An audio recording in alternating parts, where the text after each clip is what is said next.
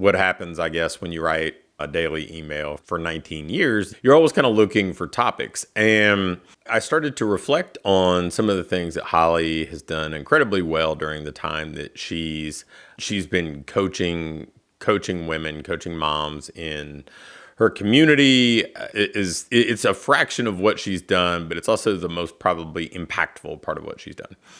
And she's been such a strong advocate and leader when it comes to both creating community and facilitating accountability. And I was thinking about how powerful those tools are. And in an industry where, man, people will get certification after certification to learn new training methodologies. They'll buy any and every program design tool that they potentially can add to their library. Equipment sales are always something that people are excited about. They always want to test out the latest and greatest tools and pieces of equipment. The reality is, strongly believe that community and accountability are great differentiators. And I'm going to kind of take a little bit of a detour and give you an example of why I feel so strongly about that. So my younger son, Alex, is playing baseball. He's in 8th grade, but in Kentucky, they let middle schoolers contribute in high school sports because there's so many rural schools. And so he's practicing with the baseball team in the fall, and they have kind of an inter-squad series going on, and I'm running the scoreboard. For the first time in my life, I'm running a scoreboarded game, which is weird having coached baseball for over 3 decades now. But I didn't really know the scoreboard control box at all. Didn't really know any of the ways to do things. When I got introduced to it, there were a few things that I think were not exactly intuitive, at least to me, who has zero understanding of this sort of thing. So I got on YouTube and found a series of videos that clearly explained it, walked through everything. And before you knew it, I had at least a rudimentary understanding of how to run the scoreboard.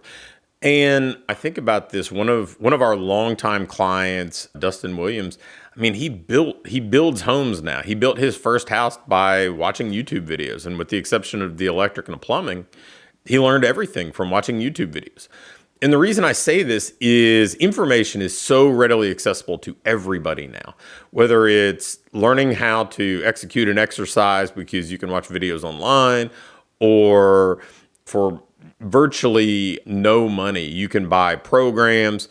And yeah, there are people that have really unique needs and challenges they need to address or problems they need to solve. But for the most part, people who are joining F45 or Orange Theory or any of the other kind of cookie cutter franchise models, the level of coaching proficiency provided there, I mean, they can find online really simply. They don't need to pay $100 to $200 a month for a membership for that. Now, yeah, they have to have access to whatever equipment they're going to need. But again, that's not something that's going to cost an investment of $100 to $200 a month or more. So what's the differentiator then? If information is so accessible, if people can go get some sort of base level of education, follow along with things, don't really have to rely on a coach to be the gatekeeper for information anymore, it kind of circles back to the things that I think Holly has traditionally just done better than almost anybody in our industry. And it's creating community and providing accountability.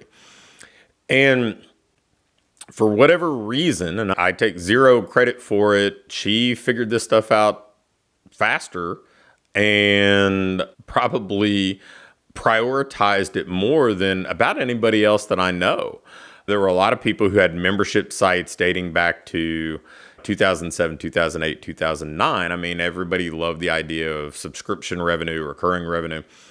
But most of those membership sites were very transactional. It was like, you belong to this, we'll give you a workout every month. You follow along to that. If you have questions, ask them in the forum, ask them in the group, whatever else. Whereas hers was based around a community. People felt a sense of belonging. It became part of their identity. They wore branded tank tops and t-shirts. They did check-ins where they did a selfie post-workout to share a sense of accomplishment. They felt like they were connected in a way that, frankly, in that era, long before Zoom, long before the pandemic, almost seemed impossible. People would come to meetups in different cities and just go work out, go shopping, go eat for the day, and hang out like they were long lost friends and it was a class reunion. And that sense of community, I think, has allowed her to keep any number of people connected for a decade and a half in a community where the themes have evolved. It's not focused so much on how do you fit a workout in with young children that are early school age and fixed school lunches and that sort of thing, to now it's kind of dealing with symptoms of menopause or self-care and skincare and all sorts of things that probably weren't priorities in that community 15 years ago. And so many people have stayed along for the ride. So many people have come back and had this sense of connection that, again, transcends the transactional side of things. So that was one side of this.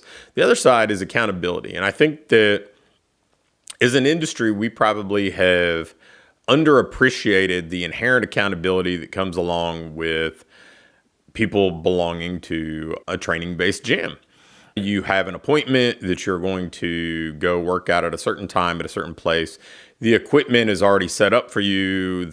All the things that you need access to exercise are readily available, so the friction is low. You have coaches who are waiting on you. You've paid, so there's a sense of accountability there. There's that you've already fulfilled your side of the value exchange. You have peers that are expecting you. It's something where you, in many cases, even commit to a membership where, hey, I'm going to do said thing for X number of days each week or each month. And so there's this strong sense of accountability. There likely is, for a lot of the good training gyms, some sort of what we call the other 165, some sort of in between to make sure that people are on track, people are consistent, and they're following through with the things that they want to do to achieve their goals. And there are so many good programs that even integrate something like a frequent sweaters club where they celebrate certain amounts of milestones being hit. Workout, hey, you've done X number of workouts or been here X number of months. So again, more inherent kind of accountability. And I think when people try to jump online, they think that, no, the magic was in writing somebody a program. And the reality, I believe, is it's in getting somebody to execute the program. And I think that I heard this so many years ago, and I know I'm paraphrasing it, and I've heard it hundreds of times since, or some variation of it. It's like an ordinary plan executed well is far surpasses an extraordinary plan poorly executed. And I think that's the case here too. I think that if somebody has the accountability to consistently show up, then they're going to stack up progress. There's going to be that compound effect of consistently moving forward towards your goals. And so many people, when they get into the online world, they are like oblivious to that. They start to think that, hey, the magic here is, I'll write somebody a program and it'll have all the components of a good training program. And they forget that there are friction points, like somebody has to actually go and do the thing. There's no kind of peer accountability, so you work a little bit harder. There's no appointment set to actually do the workout. Nobody's watching and supervising. You actually have to have the equipment. So there's friction to buy things or set things up or go to a gym where, again, there's not a said time or an appointment to go train. So they wonder why attrition is higher in online programs. They wonder why people don't do as well. Well, frankly, after watching Holly's community for years and years, they did just as well in being consistent and generating results as the average training gym that I saw, and probably surpassed that many times over. And she would run dozens of challenges, whether they were 6-week challenges or shorter term 14 or 21 day things, to facilitate accountability. There would be different ways to check in.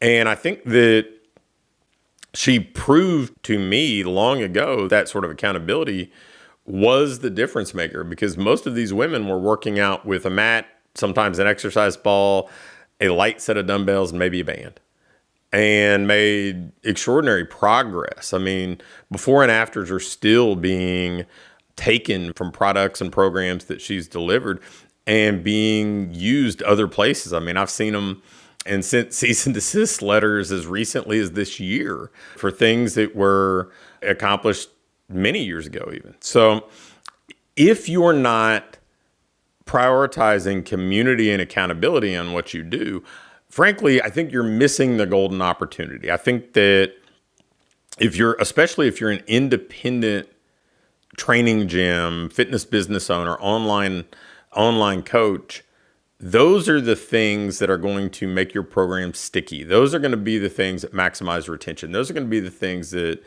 generate results and create loyalty to your business or your brand. Not the fact that your programming is 15% better. And maybe that sounds like sacrilege, but if you're working in the mainstream fitness community and competing with the franchise gyms, frankly, it probably doesn't take a whole lot to be as good or better than what they're doing. So that's not what people like. The audience typically doesn't know. Now, somebody's post rehab, if somebody's dealing with chronic pain, some of those sorts of things. I mean, yeah, there's something beyond what I'm discussing here. There's a level of expertise and proficiency that should be a prerequisite if you're going to do a good job for those people. If you're a performance coach and you're training people who are trying to vie for 8 and 9-figure contracts, again, their livelihood's tied to this. But if we're just talking about you competing with the Burn Boot Camps of the world, the F45s, the Orange Theories, think about that community, that connection, that accountability. Those are the things that are going to allow you to really set yourself apart, thrive, and build a business that not only lasts, but is profitable and kind of sets the stage for you to be a wealthy fitness business owner.